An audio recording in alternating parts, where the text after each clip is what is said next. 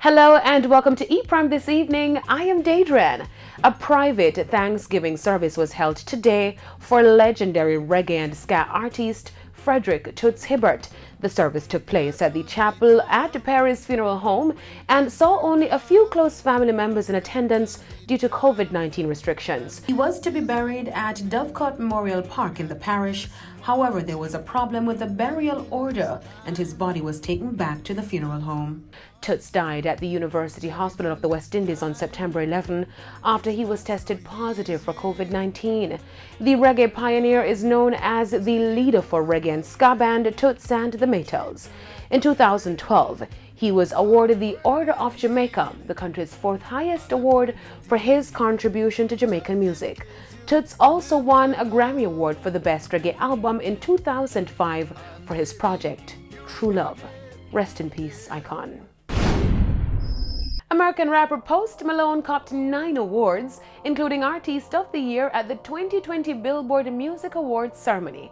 The show happened last night at the Dolby Theatre in Los Angeles without an audience and saw Kelly Clarkson hosting the show for a 3rd consecutive year.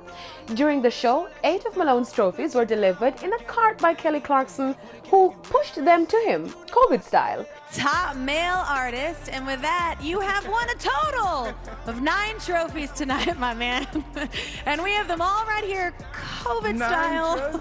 I can't touch you, so I had to wheel it out and push it. That's okay, you know. Singer-songwriter Khalid was this year's 2nd biggest winner with 5 awards. He took home awards for Top R&B Artist, Top R&B Male Artist, Top R&B Tour, Top R&B Album, and Top R&B Song.